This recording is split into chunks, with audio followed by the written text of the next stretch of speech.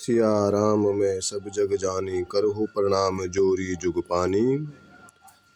रमा पुरुषोत्तम नर हरे नारायण केशव गोविंद माधव, कृष्णाय गोविंदाय नमः। ओम विष्णुरात्मसि विष्णु सन्पत्रे स्थो विष्णु शौरसि विष्णु ध्रुवसि विष्णु वमसि विष्णवे त्वः।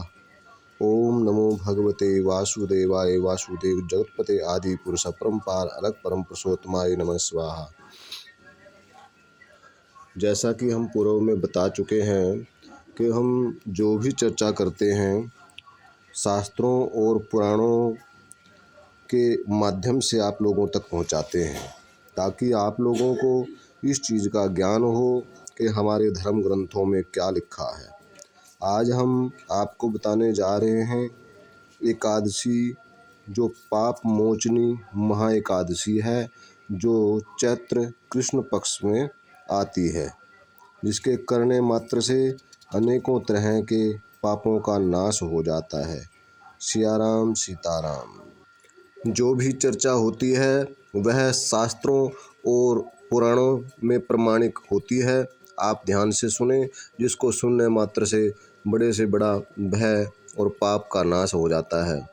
चैत्र मास में जो है पाप मोचनी एकादशी की व्रत कथा भगवान जो है युधिष्ठिर जी को बताते हैं कि फाल्गुन शुक्ल पक्ष की आमल की एकादशी महत्तम तो मैंने बताया, अब चैत्र कृष्ण पक्ष की एकादशी का नाम क्या है ये बताने की कृपा करें। इस तरह से युधिष्ठिर जी ने पूछा। भगवान श्री कृष्ण जी बोले, राजेंद्र सुनो, मैं इस विषय में एक पाप नाशक उपाख्यान सुनाऊंगा, जिसे चक्रवर्ती नरेश मानधाता पूछने पर महर्षि लोमश ने कहा था। मानधाता बोले, भगवान मैं लोगों के हित की इच्छा से यह सुनना चाहता हूँ कि चैत्र कृष्ण पक्ष के में किस नाम की एकादशी होती है, उसकी क्या विधि है, इससे क्या फल की प्राप्ति होती है, कृपया ये सब बताएं। लोमश जी ने कहा, नृपश्रेष्ठ, पूर्व काल में की बात है कि अप्सराओं से सेवित चैत्र रथ नामक वन में, जहाँ गंधर्वों की कन्याएं अपने किंकरों के साथ बाजे बजाती हुई विहार करती हैं, मंजू घोषा नामक अप्सरा मुनिवर मेधावी को मोहित करने के लिए गई। वे महर्षि उसी वन में रहकर ब्रह्मचर्य का पालन करते थे। मंजू घोषा मुनि के भय से आश्रम से एक कोस दूर ही ठहर गई और सुंदर ढंग से वीणा बजाती हुई मधुर गीत गाने लगी। मुनि श्रेष्ठ मेधावी घूमते हुए उधर से जा निकले और सुंदरी अप्सरा को उस प्रकार गान करते देख सेना सहित कामदेव से परास्त होकर बरबस मोह के वशीभूत हो गए। मुनि की ऐसी अवस्था देख मधुघोषा उनके समीप आई और वीणा नीचे रखकर उनका लिंगन करने लगी। मेधावी भी उसके साथ रमण करने लगे।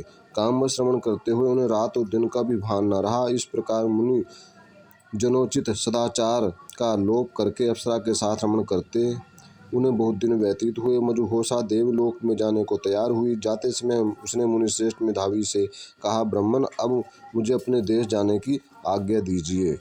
मेधावी बोले, देवी जब तक सवेरे की संध्या न हो जाए तब तक मेरे पास ठहरो। अप्सरा ने कहा, विप्रवर अब तक न जाने कितनी संध्या चली गई, मुझ पर कृपा करके बीते हुए समय का विचार तो कीजिए। लोमश कहते हैं, राजन अप्सरा की वो बात सुनकर मेधावी के नेत्र से आश्चर्य से चकित हो उठे। उस समय उन्होंने बीते हुए समय का हिसाब लगाया तो मालूम हुआ कि उसके साथ रहते हुए 57 वर्ष हो गए। उसे अपनी तपस्या का विनाश करने वाली जानकर मुनि को उस पर क्रोध आया। उन्होंने श्राप देते हुए कहा, पापने तो पिशाची हो जा। मुनि के श्राप से दग्ध होकर वह विनय से नतमस्तक हो बोली, विप्रवर मेरे शाप का उद्धार कीजिए। 7 वाक्य बोलने या 7 पद साथ साथ चलने मात्र से ही सत्पुरुषों के साथ मैत्री हो जाती है। ब्राह्मण मैंने तो आपके साथ अनेक वर्ष व्यतीत किए, अतः स्वामी मुझ पर कृपा कीजिए। मुनि बोले, भद्रे मेरी बात सुनो, यह शाप से उद्धार करने वाली है, क्या करूं? तुमने मेरी बहुत बड़ी तपस्या का नाश कर डाला है। तो चैत्र कृष्ण पक्ष में जो शुभ एकादशी आती है उसका नाम है पाप मोचनी। वह सब पापों का क्षय करने वाली है। सुंदरी, उसी का व्रत करने पर तुम्हारी पिशाचता दूर होगी। ऐसा कहकर मेधावी अपने पिता मुनिवर च्यवन के आश्रम पर गए। उन्हें आया देखकर च्यवन ने पूछा, बेटा यह क्या किया तुमने, तो अपने पुण्य का नाश कर डाला। मेधावी बोला, पिताजी मैंने अप्सरा के साथ रमण करने का पातक किया है, कोई ऐसा प्रायश्चित बताइए जिससे इसका पाप हो सके। च्यवन ने कहा, बेटा चैत्र कृष्ण पक्ष में जो पाप नाशनी पाप मोचनी एकादशी होती है उसका व्रत करने से पाप राशि का विनाश हो जाता है। पिता का यह कथन सुनकर मेधावी ने उस व्रत का अनुष्ठान किया।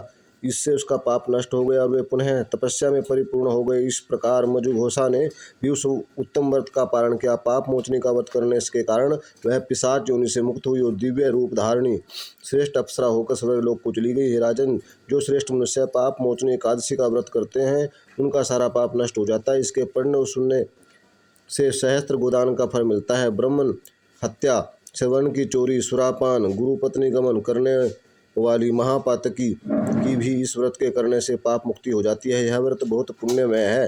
विष्णु ने पूछा, वासुदेव आपको नमस्कार है। अब मेरे सामने यह बताइए कि चैत्र शुक्ल पक्ष में किस नाम की एकादशी आती है। इस तरह से ये चैत्र कृष्ण पक्ष की जो पाप मोचनी एकादशी है, इसके करने मात्र से संकल्प लेकर प्रातःकाल आप अपने मनोभाव से एकादशी के व्रत को रख सकते हैं। आप जो है निर्जला भी रख सकते हैं और फलाहार भी रख सकते हैं। फल ग्रहण कीजिए, दूध पीजिए, इससे भी आपका व्रत जो है संपन्न होगा।